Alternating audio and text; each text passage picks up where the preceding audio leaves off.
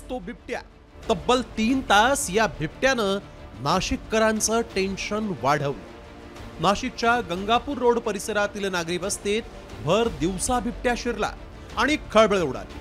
बिबट्यानं धुमाकूळ घालत 6 नागरिकांना जखमी केलं। बिबट्याच्या हल्ल्याची माहिती मिळताच वन अधिकारी आणि स्पेशल रेस्क्यू टीम घटनास्थळी तातडीनं पोहोचल्या आणि सुरू झाला रेस्क्यू ऑपरेशनचा थरार। मंत्री गिरीश महाजनांनीही घटनास्थळी धाव घेतली आणि बिबट्याच्या रेस्क्यू ऑपरेशनचा आढावा घेतला।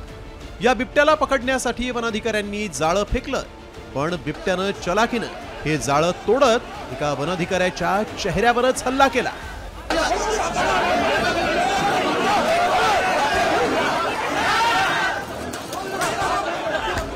पण वन अधिकाऱ्यांची टीम मागे हटली नाही आणि मग या टीमनं बिबट्याला पकडण्यासाठी शर्थीचे प्रयत्न सुरू केले। बघ्यांची गर्दी मोठ्या प्रमाणात झाली होती। जसं वन विभागाच्या अधिकाऱ्यांनी सांगितलं की बिबट्या आकर्षणाचा विषय असतो आणि मोठ्या प्रमाणात गर्दी होते। तो रेस्क्यू ऑपरेशन करत असताना त्याचा फार मोठ्या प्रमाणात आम्हाला त्रास झालेला आहे इथे। तरी पण आम्ही पोलीस डिपार्टमेंटच्या सहाय्याने इतर पोलीस स्टेशनच्या सहकार्याने आम्ही सर्व गर्दीवर नियंत्रण केलेलं आहे। ज्या घरात बिबट्या लपला होता त्या घराला वन अधिकाऱ्यांनी 4ही बाजूंनी घेरत जाळ्या टाकल्या। अखेर 3 तासांच्या थरारानंतर डार्ट मारून या बिबट्याला बेशुद्ध करण्यात आलं। बिबट्याचं हे रेस्क्यू ऑपरेशन थांबलं आणि नागरिकांनीही सुटकेचा निश्वास घेतला। आमचे वनरक्षक टीम त्या ठिकाणी जखमी झालेली आहे। जाळी लावली असताना बघितलं असेल, मी त्या ठिकाणीच होतो, पण त्यांनी एकावर अटॅक केला।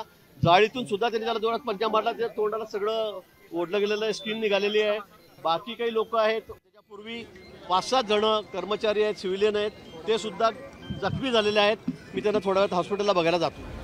अवघ्या 3 दिवसांपूर्वी अशाच प्रकारे कोल्हापुरात रेस्क्यूचा थरार पाहायला मिळाला होता आणि आता नाशिकमधील बिबट्याच्या दहशतीनं लोकांमध्ये भीतीचं वातावरण आहे। त्यामुळे राज्यभरात बिबट्याची दहशत रोखणं हे आता वन विभागासमोर एक मोठं आव्हान असणार आहे। ब्युरो रिपोर्ट, साम टीव्ही न्यूज।